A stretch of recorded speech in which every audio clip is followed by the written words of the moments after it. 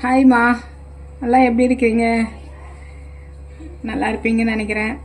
இன்றைக்கி நான் ஒரு பருப்பு ரசம் வைக்கிறேன். அதுக்கு தேவையான பொருள் எடுத்து வச்சுருக்கிறேன், உங்களுக்கு சொல்கிறேன். நான் மிளகு ரெண்டு ஸ்பூனு, ஜீரகம் 2 ஸ்பூனு, ஒரு பெரிய பூண்டு ஒன்று, ஒரு பச்சை மிளகா, ஒரு காஞ்ச மிளகா. இதில் ஒரு பெரிய லெமன் சைஸுக்கு புளி ஊற வச்சுருக்கிறேன். 2 தக்காளி வச்சுருக்கிறேன், அதில் போட்டுருக்கிறேன். ஒரு 2 ஸ்பூன் துவரம் பருப்பு நான் வேக வச்சு எடுத்து வச்சுருக்கிறேம்மா.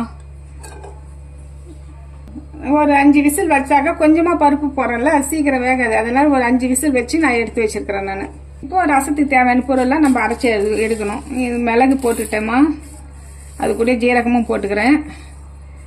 நான் எல்லாமே அப்படி தான் போடுவேன், தனித்தனியாக போட்டு அரைக்க மாட்டேன். இதில் காஞ்ச மிளகா, பச்சை மிளகாவும் போட்டுக்குவேன். பூண்டையும் இதிலே போட்டுப்பேன். எல்லாமே ஒன்றா சேர்த்து குறைன்னு அரைச்சி எடுத்துக்கணும். இப்போ அரைச்சாச்சுமா. குறைன்னு நான் இந்த பதத்துக்கு நான் அரைச்சி எடுத்து வச்சுருக்கிறேன். நான் இப்போ நான் தக்காளி புளி போட்டு கரைச்சி வச்சுட்டோமா, அது கூட கொஞ்சம் கொத்தமல்லி, கொஞ்சம் கருவேப்பிலை போட்டு நல்லா நம்ம கையை போட்டு நல்லா பிசைஞ்சு கரைச்சி வச்சுக்கலாமா. இது கூடயே நம்ம அரைச்ச அந்த மிளகு, ஜீரகம், பூண்டு, கருவேப்பிலை, கொத்தமல்லி எல்லாம் போட்டு அரைச்சோமா, அது இது கூட போட்டு பிசைஞ்சு நல்லா கலக்கி கரைச்சி வச்சுக்கலாம்.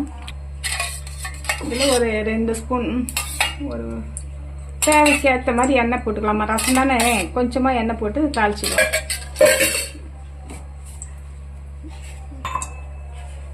எண்ணெய் ஊற்றியாச்சுமா. இதில் இப்போ கடுகு ஒரு 1/2 ஸ்பூன் கடுகு போட்டுருக்குறோம்.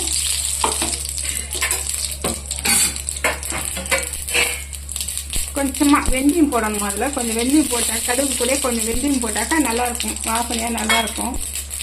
நான் எப்பயுமே போடுவேன் ரசத்துக்கு வெந்தயம். கொஞ்சம் பெருங்காயம்,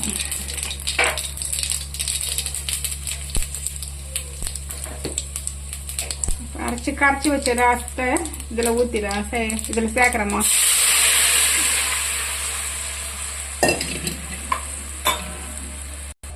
தேவைக்கேற்ற கொஞ்சம் உப்பு போட்டுடலாமா. இது நான் வைக்கிற ரசம் ஒரு 7-8 பேர் சாப்பிட்லாம், அந்த அளவுக்கு வச்சுருக்கேன். நம்ம டேஸ்ட்டு உப்பு நமக்கு ஏற்ற மாதிரி நம்ம போட்டுக்கலாம்.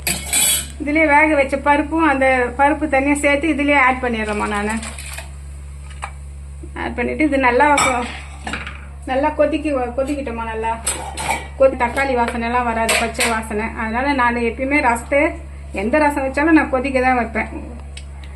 ஒரு 1/4 டீஸ்பூன் சர்க்கரை போட்டுக்கிறேன், டேஸ்ட்டுக்கு நல்லாயிருக்கும்.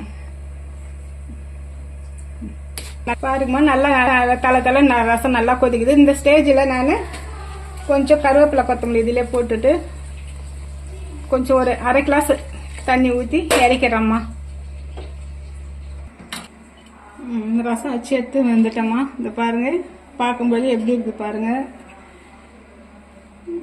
பருப்பு ரசம் எல்லாரும் வைக்கிறது தான், நான் வச்சுருக்கிறது வேறு மாதிரி இருக்குது. இதை சாப்பிட்டு பாருங்கள், சாப்பிட்டு பார்த்தாக்கா நல்லா டேஸ்ட்டாக இருக்கும். இந்த ரசம் எல்லாருக்கும் ரொம்ப பிடிக்குமா. எங்கள் மருமகன் ஆஃபீஸுக்கு எடுத்துன்னு போவார். இந்த ரசம் நல்லா எல்லாரும் கேட்பாங்கன்ட்டு சொல்லுவார், வச்சு தர சொல்லி கூட வாங்கின்னு போவார். இந்த மாதிரி நான் செய்த மெத்தடில் நீங்கள் செய்து பாருங்கம்மா. செய்து பார்த்து சாப்பிட்டு பார்த்துட்டு எனக்கு சொல்லுங்கள், எங்களுக்கு சப்போர்ட் பண்ணுங்கள்.